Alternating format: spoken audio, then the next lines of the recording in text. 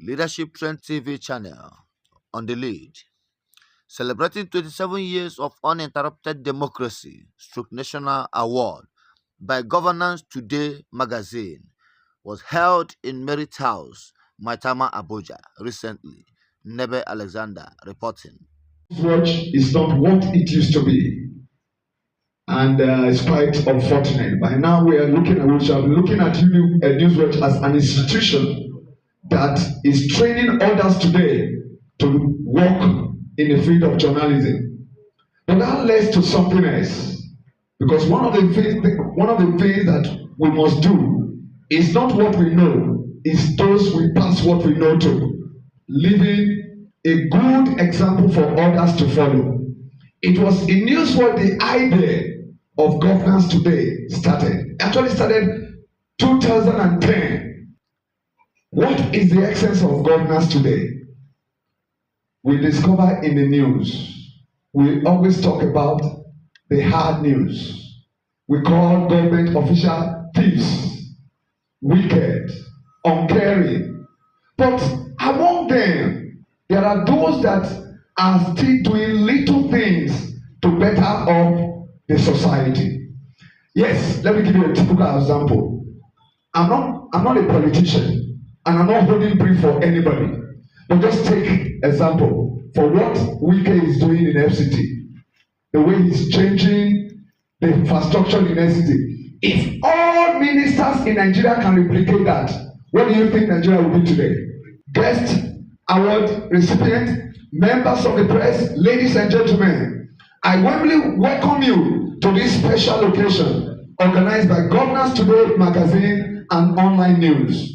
Governance Today was established in June 2011 with a clear vision to promote good governance, accountability, responsibility, and leadership.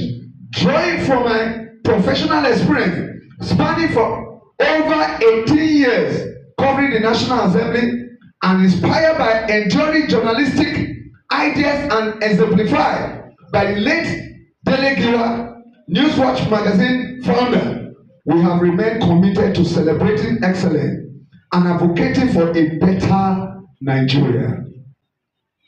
As we mark 27 years of uninterrupted democratic rule, many may ask, do we truly have reason to celebrate?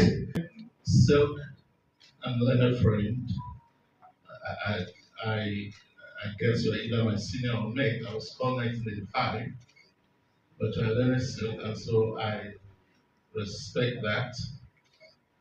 When you started speaking, I think you've gone halfway before it dawned on me that I should take a piece of paper and jot some points that I can say something about what you just said. But on the second thought, I said, I don't want it to look as if I'm reacting or it's a debate of some sort.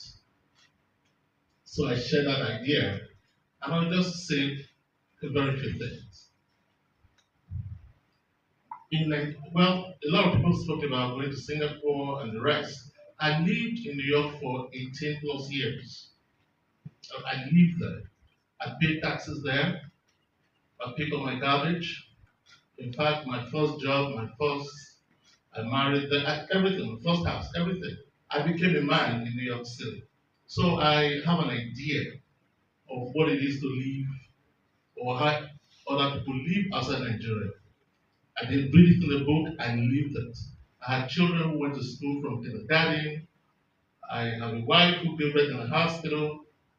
Children grew up, took them to school, and did all of that. So I lived it. To make some comparison between those countries and our country, sometimes it's unfair.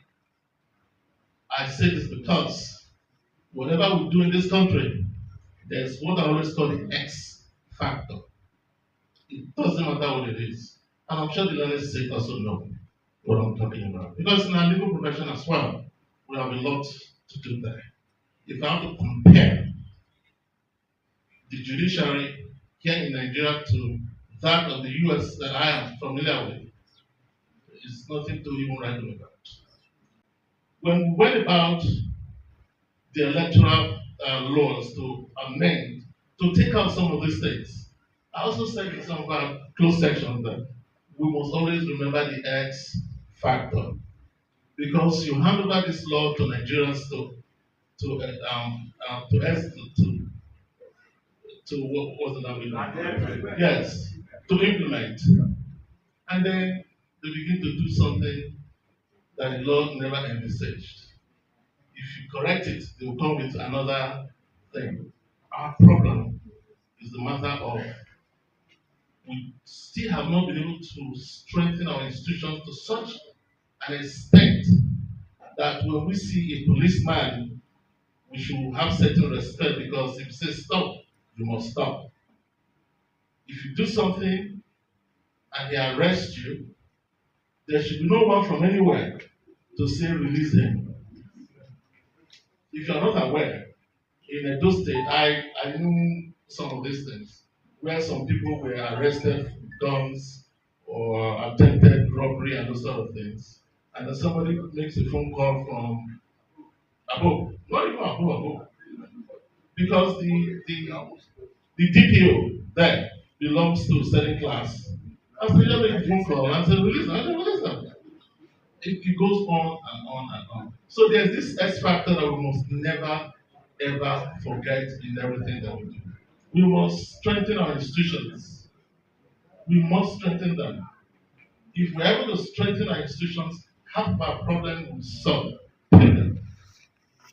And so, I really appreciate for time. We can go on this topic, but it's something that we do every day in the parliament.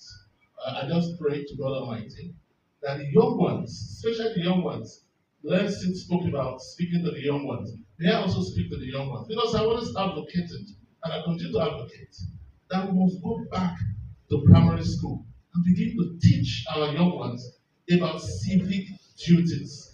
It's very, very important. Civic responsibility. What do you owe your country, and what does your country owe you? The name that, you know what they say in Benin? They said that the Iroko tree is a tree that cannot be ignored in the forest, and that's what it is. So I thank you for all you're doing for us, for humanity, and your own way as the people's lawyer. Congratulations. May God continue to give you the strength and the courage to carry on. Thank you. Congratulations. Thank you.